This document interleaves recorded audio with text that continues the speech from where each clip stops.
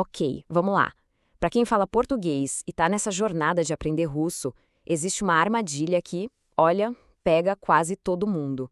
É a questão do verbo ter. É natural, a gente logo pensa, ter é есть. Mas a verdade é que na maioria das vezes não é bem por aí. Então, a grande pergunta que a gente precisa responder hoje é essa. Será que o nosso ter se traduz sempre como есть em russo? E a resposta, para adiantar, é um sonoro não.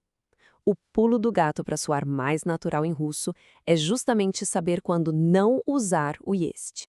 Então aqui está o segredo, a mudança de chave na nossa cabeça. Vamos parar de pensar no есть como ter e começar a pensar nele mais como existe ou há.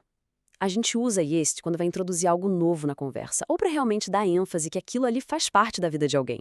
Vamos começar com o nosso primeiro cenário prático para ver como essa ideia funciona.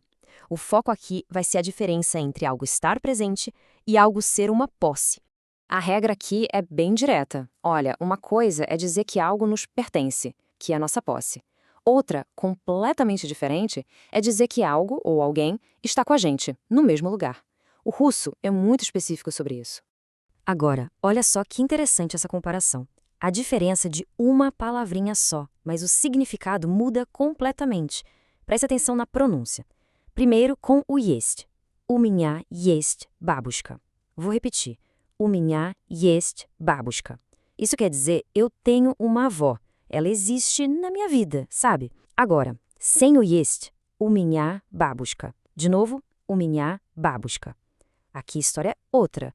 Significa que a minha avó está aqui comigo, na minha casa, neste momento.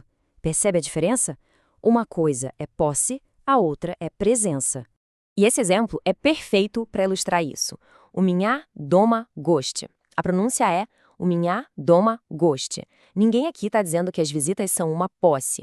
A gente está descrevendo uma situação que está acontecendo agora. Tem gente em casa. O foco total é na presença delas. Certo, vamos para a próxima situação bem comum em que o есть some da frase, quando o objetivo principal é fazer uma descrição.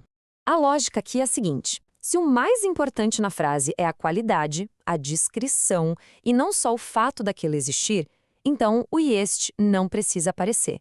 É como se a gente estivesse pintando um retrato com palavras e não fazendo uma lista de itens. Exemplo clássico. У неё голубые глаза. Escuta bem. У неё голубые глаза. A frase toda é sobre a cor dos olhos dela. Fica até meio estranho pensar em usar есть aqui, né? A gente não está informando que ela tem olhos. Isso é óbvio.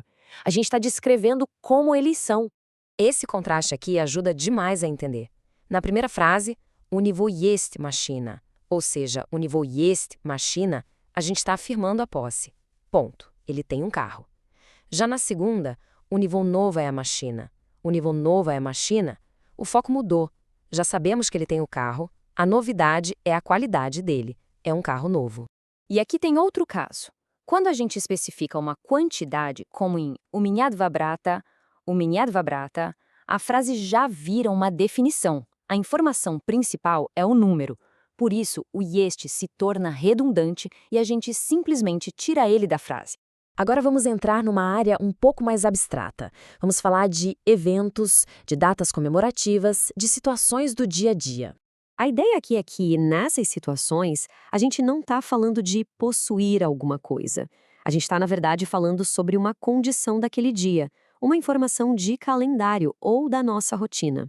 Esse é um exemplo que todo mundo que estuda russo aprende logo de cara. Сегодня у меня день рождения.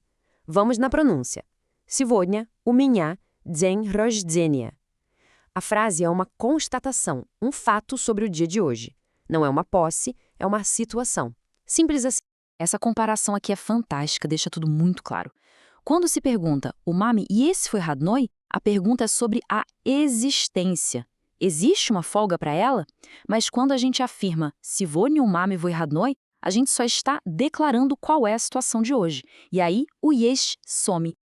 Ok, vamos amarrar todas essas pontas agora. Vamos resumir tudo numa regra de ouro bem simples e prática, para começar a usar hoje mesmo. Então, o grande lance é ter esses contextos em mente. Pensa nessa lista como um checklist. Se a frase se encaixa em uma dessas categorias, é um sinal forte para deixar o есть de fora. É isso que vai fazer toda a diferença. Se tiver uma única coisa para guardar de tudo que a gente conversou, é esta. Pense numa balança. De um lado, a existência, do outro, a descrição ou a situação. Antes de falar, é só se perguntar: qual é o foco da minha frase? A resposta para essa pergunta vai dizer se o есть entra ou não na jogada.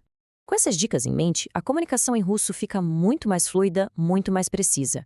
É uma pequena mudança de pensamento que, na verdade, abre um caminho enorme para uma fluência muito mais natural. O negócio agora é praticar,